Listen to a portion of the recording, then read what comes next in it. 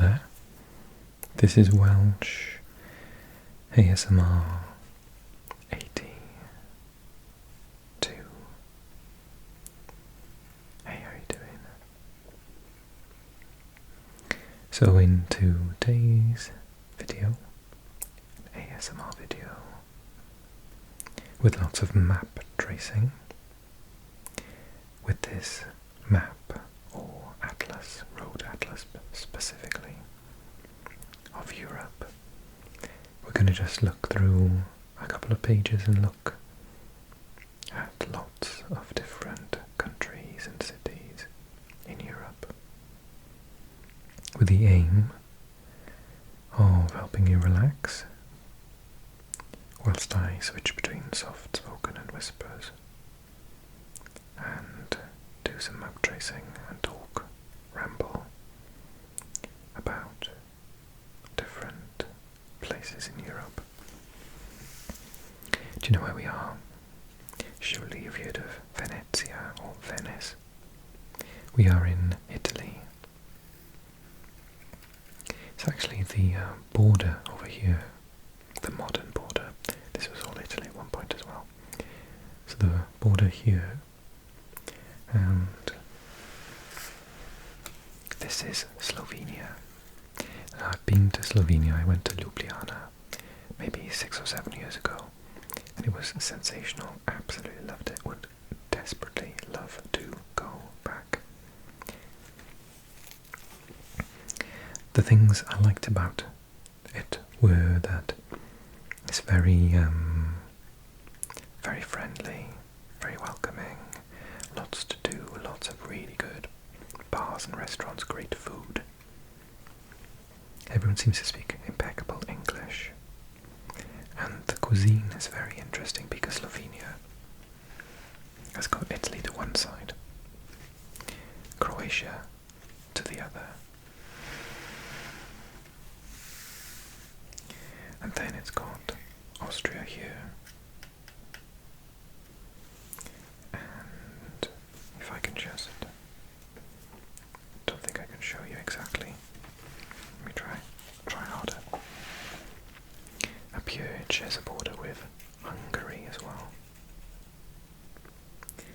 and all of those different cuisines are available in Slovenia. So in the same restaurant you could have schnitzel from Austria, some beautiful pasta from Italy, some proper, meat and bread from Croatia and Bosnia, or you could have goulash from Hungary. It's amazing. I think it would be difficult to find vegetarian food though. Everything was meat. Maybe it's better now. I never got around to it, but Ljubljana is near. What's the name of the lake? Can't see it now. But there's a sensational, very famous lake here. I'm terrible with names though, so I can't remember what it is. And then just over here we can see Maribor. Oh, you can't. Maribor. The second largest city, I think, in Slovenia.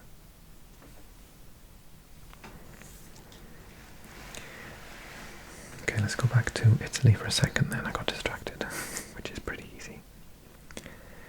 And that is the southern tip, Trieste, I say southern tip of the most eastern part of Italy, modern Italy, because this section here is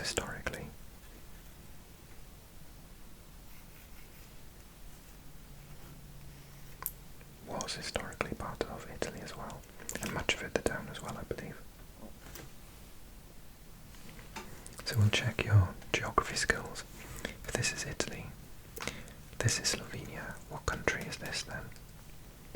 Because we've got a border here, and Trieste is on the border with Slovenia, but then meters away, not meters, miles away, is this country. one of the biggest cities here, Rijeka. That's the clue I'm giving you. Do you want to know? Hrvatska, Croatia. If I scroll over far enough, we can see the capital, Zagreb. I nearly caught the train one day, but I just missed it by 5 minutes. And we were going to go for the day to Zagreb, but we missed it. I'll go again. I'll go next time. Zagreb is here.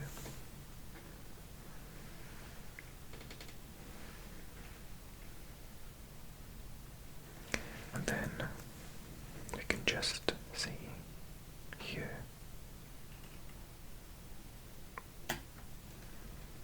I believe this here. Oh, I'm not sure. Is it Serbia or Bosnia? I think it's Serbia because Novigrad is here. But oh no, it must be Bosnia surely.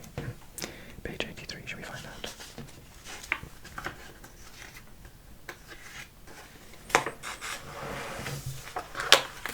Yes, I always go with my instincts.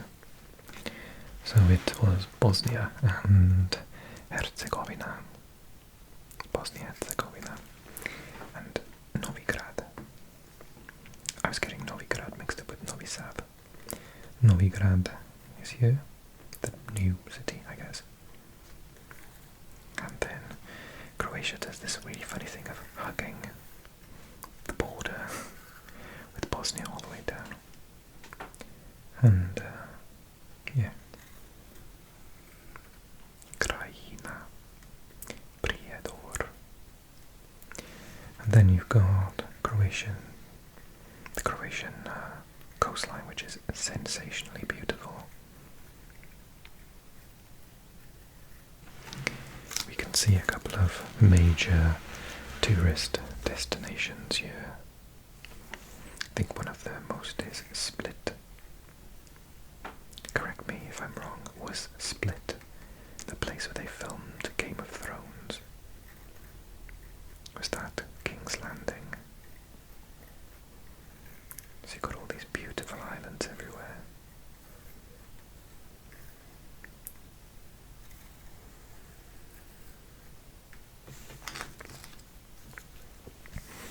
But if we just look across the sea here, the Mare Adriatico, the Adriatic Sea, Italy follows us down. And it's an opportunity to see the oldest country in Europe. That's right. This sliver of land here, smaller than many American cities, is a country. And it's the oldest country in Europe, and it's San Marino. It's a sort of remnant of the way that Italy used to look, with lots of different individual city-states. And on this coast, beautiful coast, we can see a couple of famous cities like Rimini, Pesaro, Fano, Ancona. Beautiful city on the coast. There's actually a city here called, or town, Cattolica. And other famous places, Cesena, Forli, Ravenna.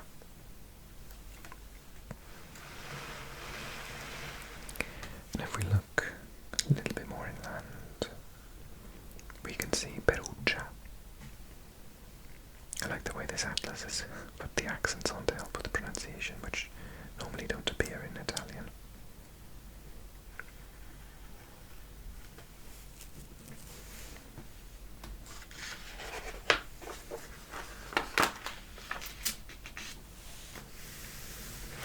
So by turning over the page, we've gone back into Bosnia.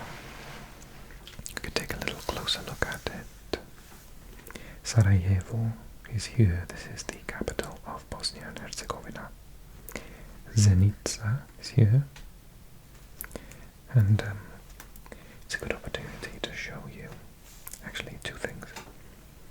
Two things that always are little fun things to mention about Bosnia. One, that it's the only European country to have a rainforest. Maybe this is it. Or is it this one? Treveric. And secondly, look at this crazy coastline.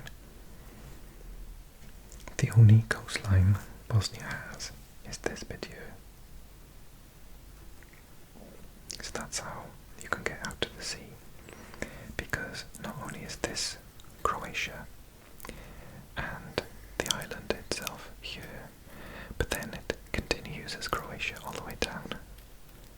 And another very famous place, maybe this is where the Game of Thrones was filmed, Dubrovnik.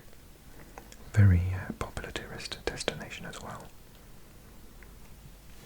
So yeah, it sort of lets the Bosnians get to the sea, and then Croatia carries on. How curious is that coastline?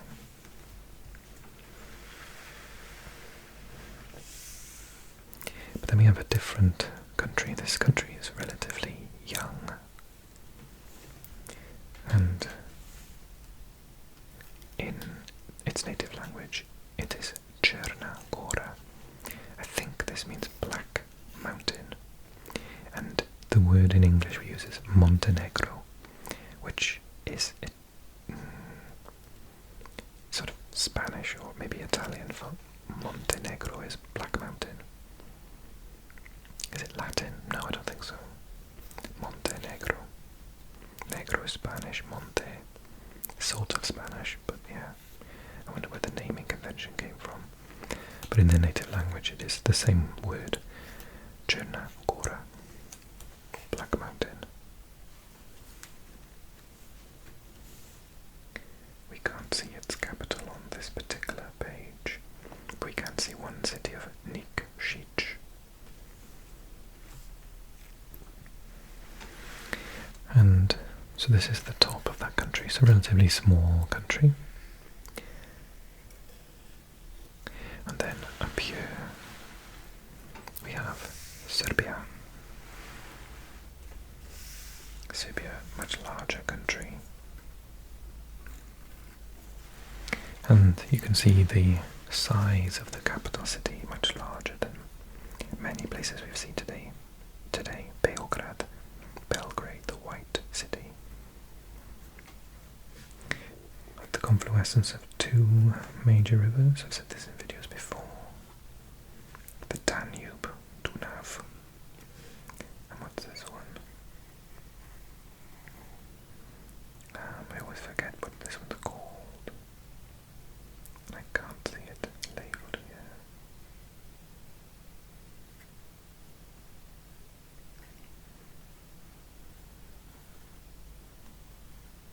The Sava.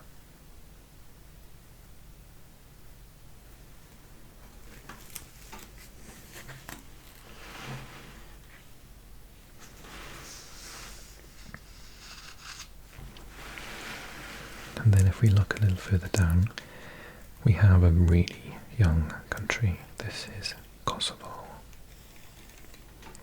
Now, I've been trying to learn about the history of this very young country, because whenever I mention it in videos, my Serbian subscribers always leave a comment saying that Kosovo is Serbia. So I'm still looking up information about it, and I learned a lot through people's comments on this channel, so thank you. And maybe if I'm brave or stupid enough, I'll do a video on the history of this region, but maybe that's not a bedtime story. Kosovska Mitrovica is there, and the capital of Kosovo is Pristina, and it is here. From what I understand, quite a lot of this area is filled with ethnic Albanians, but the sort of northern section has more Serbians in it. And I was reading a little bit about why there are so many ethnic Albanians in the country and how they got there. And I think that's part of the controversy of this country breaking away from Serbia. But again, not going into that today.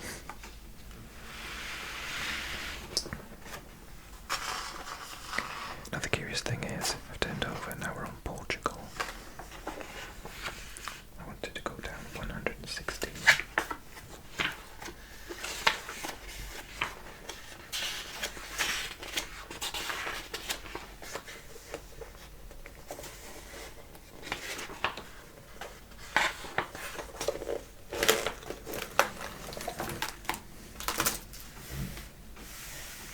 Sideways view, hang on.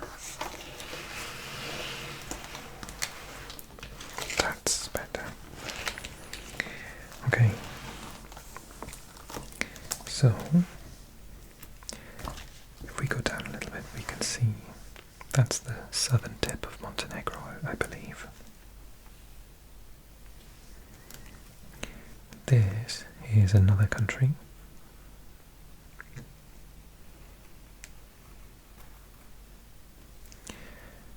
Severna Macedonia. So it changed its name recently to North Macedonia. Severna, North. And its capital is Skopje. There was a disagreement because I believe, this being Greece,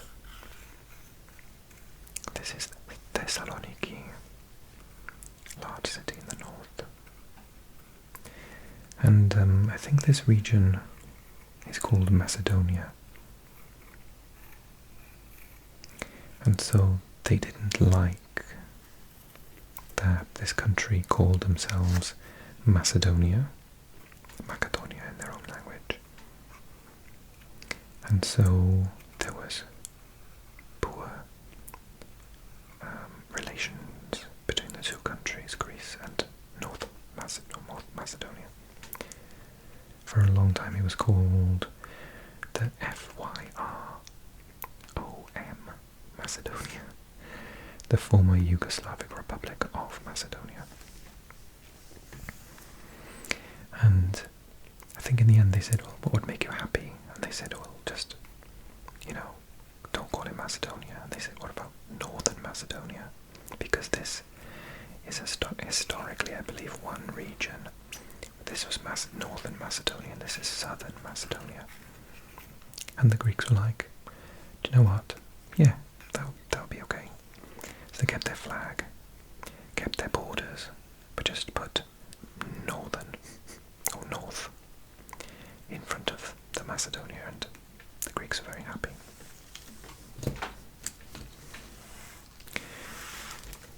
If we just look to the west, we'll see this country. Now I can't pronounce, I've never studied Albanian, but it's something like Shqipëri or Shqipëri, which is Albania.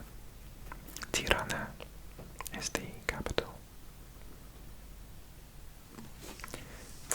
And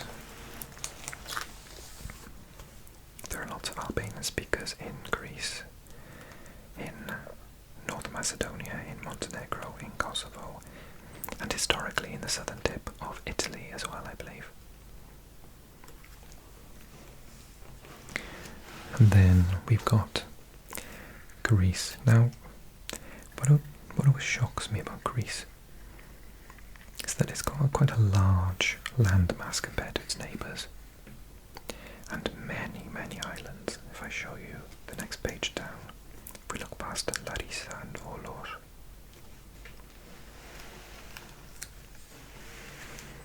many British tourists holiday on the islands. Athena, or Athens, is here, Piraeus. This is one of the islands with Patra at the top here.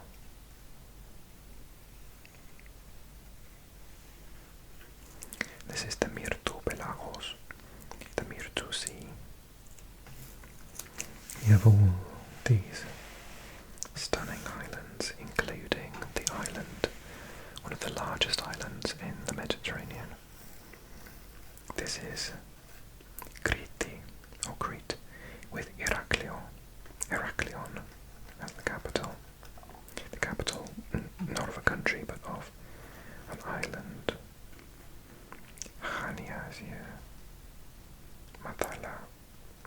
I love the way Greek sounds, it's so nice to say. And then this is the Sea of Crete, the Kritiko Pelagos. And you've got all these islands. The Kyklades, Milos, Naxos, Mykonos. Mykonos is very popular for British tourists. Kos is just up there. It's another one that's very famous. Apollonia, Serifos, Kythnos.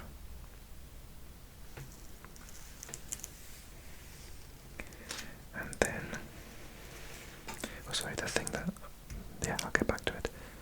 The thing that surprises me with the amount of land mass, all the islands, and the fact that it's obviously an ancient country which has been a civilization, part of a major, highly civilized civilization, if that makes sense, for thousands of years. Its population is still only about, it's really low, something crazy like 5 million. You'd think that a lot more people would live there, but it's very sparsely populated.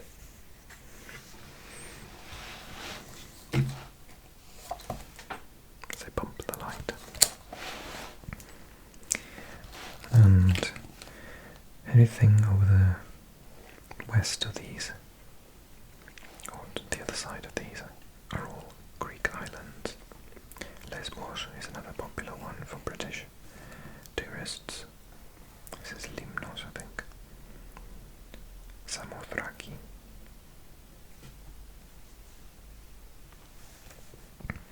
We can just see, peeping into view, the westernmost tip of Turkey.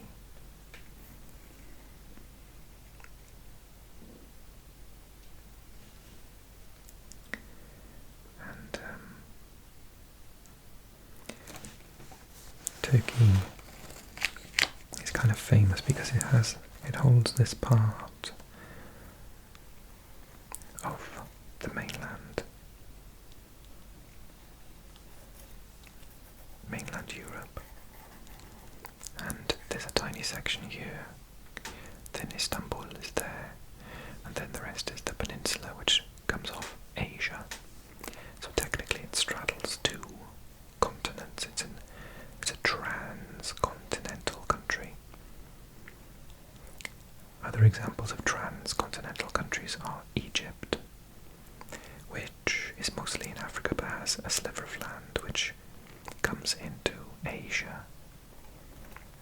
If you believe that South and North America are different continents, then Panama is another country which is transcontinental, and Russia, of course, which is 25% also in Europe and the rest in Asia. There are a couple more. I think Cyprus technically is on the Eurasian plate, for example.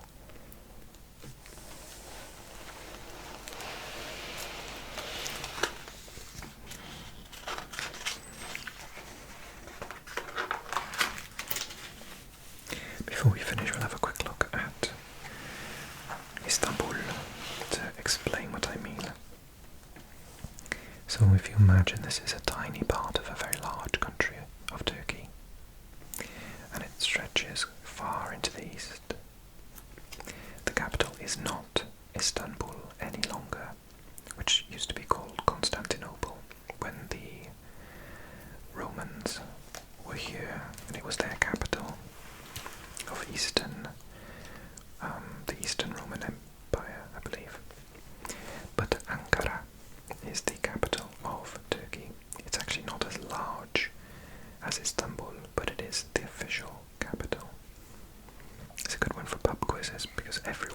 says Istanbul is the capital. And you might not notice it, but it doesn't actually. This here is a gap between the Asian part and the European part. How crazy is that? And not only is Turkey separated into a European part and an Asian part, but indeed the capital, the ex-capital itself, Istanbul, is actually divided by this. It's not a river, this is an actual gap between the continent of Europe and the continent of Asia. So Istanbul, it can be said, is also an example, and I can't think of any others, of a transcontinental city. A city in itself which straddles two continents. Unbelievable, right?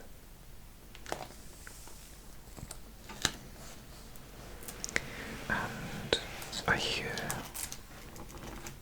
that this southwestern section, the coastline, is absolutely stunning. Izmir is a very beautiful city, and I actually, again, these are all Greek islands, Kos, and I have been to Rhodes. I stayed in Lindos, and when I went to the capital road city, there was the opportunity to go on a boat across to Simi. And Simi is a beautiful island. They also do trips to Turkey for the day. But regrettably I didn't go. We didn't have enough time.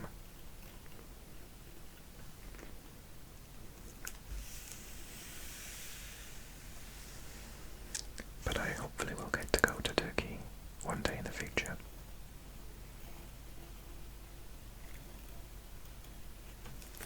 Okay.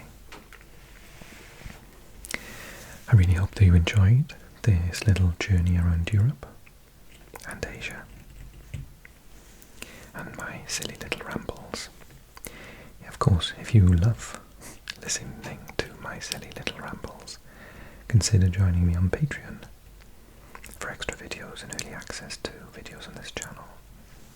Information in the box below, and all the tiers get the same perks because I'm not greedy. So if you want the things I've just spoken about, you can get them for the lowest tier, which is the lowest I could actually put on the system. Okay, also if you want to give me a like and a comment, click subscribe if you're new to the channel, and I'll see you again soon. I'm always taking suggestions, so if you want to suggest a video idea to me, go ahead.